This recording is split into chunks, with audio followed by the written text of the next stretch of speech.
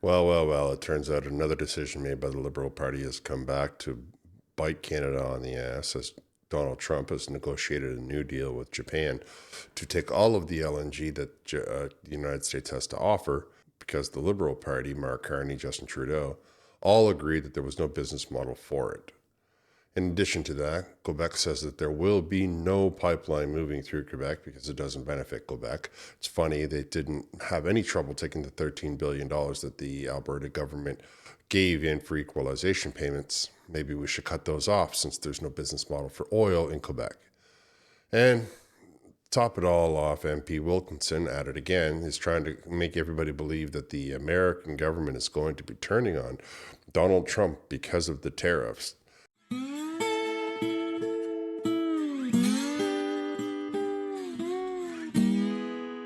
Hello, everybody. In this episode, we're going to be covering a few stories, but they are all tied to one subject, and that is the natural resources of Canada being mismanaged by the Liberal government and how people and governments are still going to try to be in the way of the prosperity that Canada is capable of doing. Let's start by first talking about how President Trump and the Prime Minister of Japan got together and hammered out a deal for LNG. That's right, LNG, the liquid natural gas that the Liberal Party swore up and down.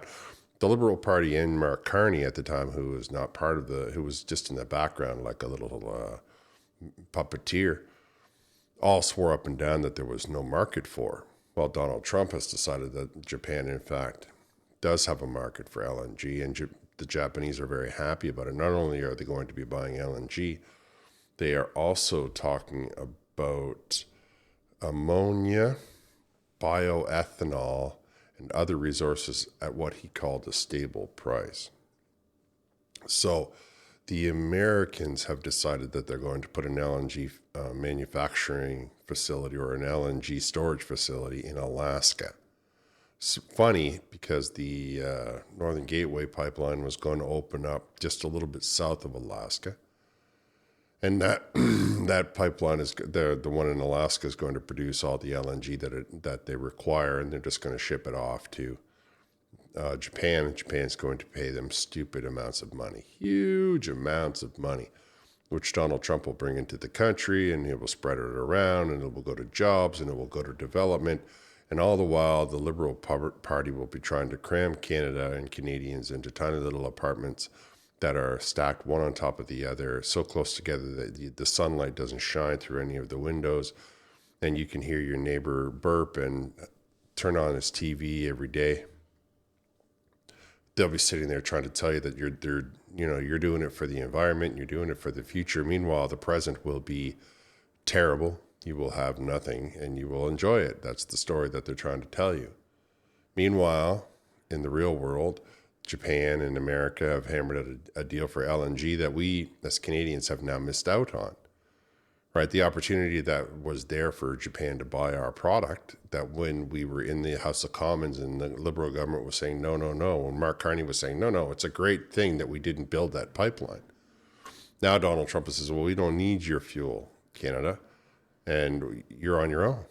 Well, the government is now scrambling left, right, and center. They're all trying to say, oh, no, no, it was a great idea. The market's gone. Germany, that wanted our LNG, is now buying it from Saudi Arabia. And Japan, that wanted our LNG, is buying it from the United States. The point that I'm trying to make is that everybody right now, there's a push on the Liberal numbers that they're all excited that somehow they're going to bring change. How? They didn't have the vision or the foresight to do it in the first place. They're not all of a sudden going to get the vision and the foresight in the second round.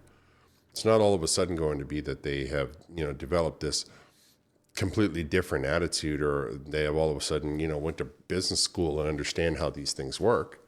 They're still going to be the same people that they were when they began this process. As proof or as evidence of this, my contention that they have not changed their stripes, even though they're telling you that they have. The Bloc Québécois leader, Yves-François Blanchet, said Quebec is fiercely opposed to the notion of energy pipeline running through the province in response to fending off the impact of U.S. tariffs. We are fiercely opposed, quote, we are fiercely opposed to any type of transport on Quebec territory of hydrocarbons from Western Canada to any market whatsoever. It does not serve Quebec. It does not serve the environment. It does not serve the planet. Blanchet told reporters during a press conference in Carleton-sur-Mer in Quebec on Thursday. What I find really funny about this, it doesn't serve Quebec, it doesn't serve the planet, it doesn't serve Canada either, then I guess, or Quebec doesn't want to help out, I guess. But they took $13 billion from the revenue generated by Alberta. $13 billion. Alberta didn't get any money back from the money that's kicked into Ottawa. Quebec got $13 billion.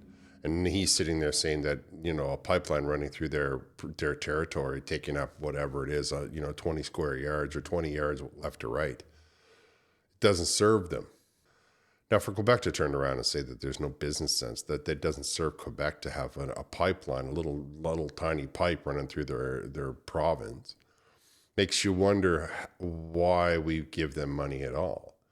If they're not willing to partake in being part of the country, if they're not willing to say to themselves, well, by doing that, we become part of the nation. If they want to be separate so badly, that's great, because there are a lot of regions in this country that would be happy for $13 billion to come into the coffers. Nova Scotia, I can think of right off the bat as being one of them. There's a lot of poverty in New Brunswick that could be assisted by $13 billion. And as the Quebecois decided that they don't want anything Canadian or anything from Western Canada to go across their territory, I don't see why they should be taking a full share or a lion's share of the equalization. Now, I know that they got a special deal when it comes to having people in the House of Commons, but that's something that also should be looked at, no? The special interest that is always looking out for Quebec and screwing the rest of the country doesn't really bode well at the time. I mean, it's time that we start to look at everything. If we're realizing that all of a sudden the Liberal Party is the party of let's forget about the environment, if the Liberal Party is the party of axe the tax, if they're saying, like in the case of Philippe Champagne, who's saying that everything is new and that we have to look forward, well, I think we should be looking at it from a new and looking at it forward. For once we agree, Mr. Champagne, that in ways that we have to force Quebec to either get in line or get out of the way. If they don't want to be part of the country, if they don't want to be part of the solution, if they don't want to be part of assisting, then that's fine. That's their prerogative. And I think that we should just let them go. I think that it's high time that we stopped hearing them say they're going to separate. Then they come to the House of Commons and they vote against us, or they come into the committee and they start a lot of trouble, or they say there's no pipeline coming through our province. Thank you very much for the $13 billion. Oh, and by the way, can you please negotiate a deal for us as our electricity runs into the United States? That's something that's a bit bizarre to me, that they don't want to, they want everybody to give, but they don't want to help. They don't want to share up their end. That's not Team Canada. That's you deciding that you don't want to help the rest of us get energy to the world. And of course, on the other side of it, I mean, how badly did the Liberals screw us? It's not like we can throw a pipeline down in a couple of minutes. The Liberals can't even get houses built. Do you think they're going to get pipelines built? Let's be honest. Let's think about the people that we're dealing with. These guys have stood in the way. They put regulation on top of regulation on top of regulation. They threw $450 billion away from the Green Slush Fund. They gave it away to their friends. Got nothing done. Gave $2 billion to a satellite company in Quebec. Still hasn't made a single satellite. We're trying to talk to Elon Musk to buy satellites to bring in the internet up north. I mean, the list goes on and on. There was the energy anti-pipeline bill, C-69, that the Liberal Party enacted, they shoved through. There was the emissions cap, the productivity cap that the Liberals... Now, all of a sudden, you guys are all out there thinking in your mind that they become different people, that they become different politicians. If they did become different politicians, that just means that they don't have any conviction in what they had to say in the first place. At least the Quebecois have already said that they don't want to be part of Canada, and they've been saying it now for 50 years. I say we give them the opportunity. I feel like that there's no better time that if we're going to be moving forward, then why would we be moving forward with someone who doesn't want to be part of our organization, who doesn't want to be part of our dominion? If this was a relationship and some girl come home every night and said, or some spouse come home every night and said, I'm going to leave you, I'm going to leave you, I'm going to leave you, how long would it be until you changed the locks on the door and said, thank you very much, here's your closing, see you later? I think that the $13 billion being removed from the Quebec coffers should send them a very large message. Because it's time that we stopped acting like everybody is like, gonna all of a sudden play nice and then turn around and not do anything that is participating in being part of the team. There's no reason that we should all be making sacrifices, and Quebec makes none. Sticking with the Liberal government and their disastrous decisions. Jonathan Wilkinson, the Minister of Natural Resources, has come back from Washington claiming that there's a quiet pushback against Trump's tariff threat. I guess it has to be quiet. That way there he doesn't have to prove it, right? He can just say, oh, no, secretly in the back hallway when nobody was looking and there was no cameras around and everybody's cell phones were turned off. Me and all of the guys, the businessmen from America and the second Randy, we all decided that they were going to push back on Trump's tariffs. Because somehow he feels that in his mind, we're going to buy that and give them our vote. Natural Resources Minister Jonathan Wilkinson says he expects U.S. President Donald Trump to run into more vocal opposition, including from his fellow Republicans, if he continues to threaten Canada and Mexico with across-the-board tariffs. I do think these voices are going to get louder, he said to reporters. You've already heard from a number of senators, including Iowa, who's raised concerns about both the tariff and the response from Canada. Which, of course, is all just not true. The Americans are, the approval rating of Trump is in the 70s.